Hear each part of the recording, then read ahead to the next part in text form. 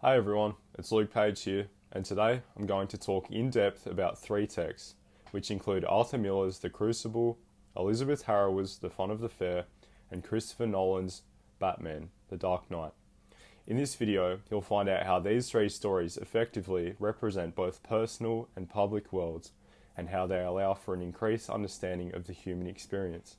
For this video, I'll be talking about specific significant characters from each novel/film, such as John Proctor and Mary Warren from The Crucible, Janet from The Fun of the Fair, and Harvey Dent from Batman the Dark Knight.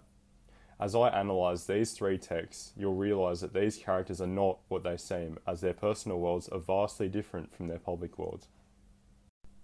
To start things off, Arthur Miller's The Crucible thoroughly explores the concept of personal and public worlds within the characters John Proctor and Mary Warren, to increase and expand the reader's understanding of the human experience. Overall, The Crucible explores the power of deceit and false accusations.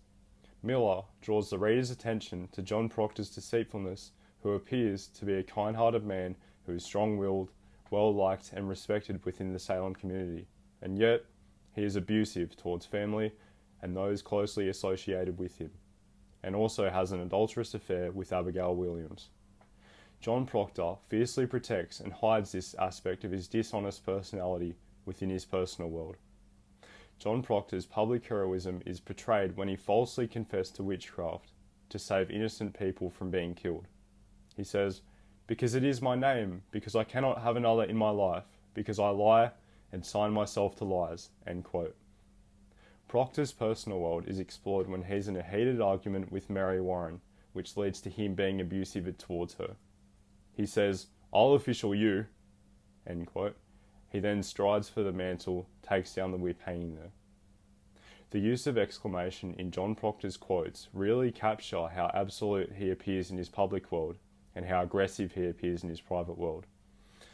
Mary Warren is shown to be vulnerable and weak in her public world.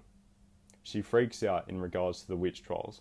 "What do we do? I just come from the farm. The whole country's talking witchcraft. They be calling us witches, Abby." End quote.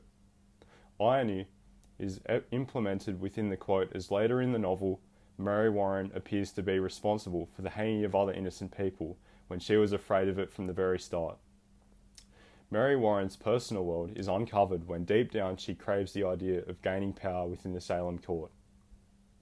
She raises up her chin like the daughter of a prince and says to me, "I must go to Salem, Goody Proctor. I am an official of the court." End quote. The use of truncated sentences show how absolute Mary Warren is of her position of power in the court, and that she feels as if she doesn't have to clarify it to anyone. This lust for power quickly turns to guilt after she is responsible for the deaths of other innocent people. Therefore, the public and personal worlds of John Proctor and Mary Warren are thoroughly explored within The Crucible, alongside emotions such as feeling heroic, anger, fear, and guilt, in order to greatly relate to and expand our knowledge of the human experience. The Fun of the Fair, written by Elizabeth Harrower, is another text that thoroughly explores the human experiences of a young girl named Janet. She is portrayed as an everyday, innocent and misbehaving child in her public world. In her personal world, the way she views things is entirely different than one would think, as she is depicted as constantly insecure about how others view her, and she craves acceptance and approval from her family members. At the beginning of her time spent at the fair, Janet is sitting next to a lady while waiting and admiring her family members as they ride a frightening roller coaster. It states, "That's my uncle and Layla up there." She wanted to tell the lady sitting next to her, chewing. She rehearsed it. Then she would say, "I was 10 today. I went for a swim tonight." End quote.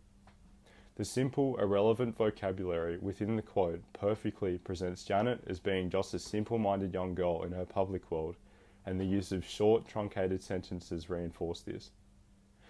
Janet's private world and hidden insecurity is explored when she is an amusement ride with a dwarf. The dwarf has a negative, crinkled facial expression as it performs the same show all the time, making it bored and unhappy with its life. Janet, not knowing this, assumes that the dwarf doesn't like her in particular. On a level, their eyes met, and Janet went cold, then colder, transfixed by the look and by a sudden strange sensation in her chest.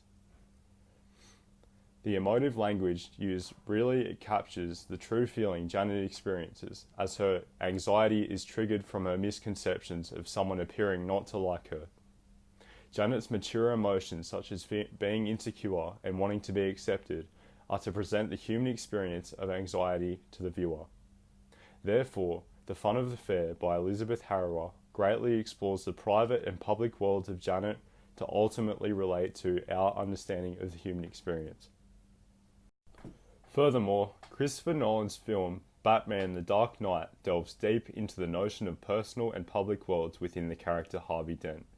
Mr. Dent appears to be a noble mayor in his public world at the beginning of the film, with strong feelings for a colleague named Rachel in his personal world.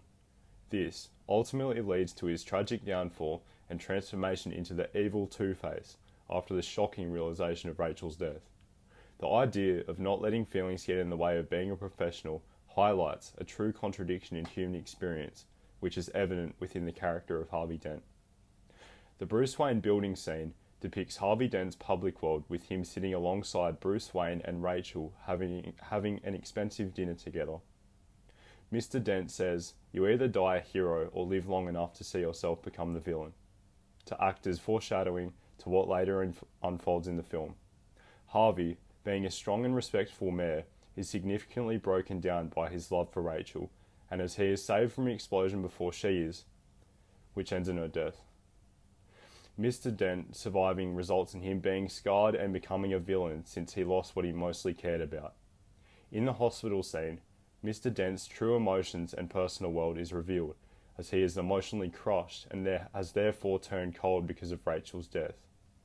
He is shown strapped down in a bed, being confronted by the Joker. Harvey Dent screams at him and tries to kill him not long after. The sheer amount of anger mixed with devastation within Harvey Dent's voice and facial expression clearly shows viewers the human experience of heartbreak and trauma. Therefore, Harvey Dent's personal and public worlds are heavily incorporated within Christopher Nolan's film to relate to our understanding of the human experience.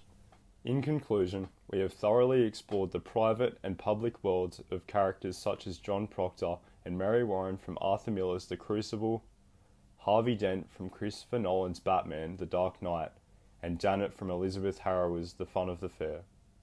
The roller coaster of emotions throughout each text, such as anger, anxiety, and heartbreak, drastically enrich our understanding of the human experience.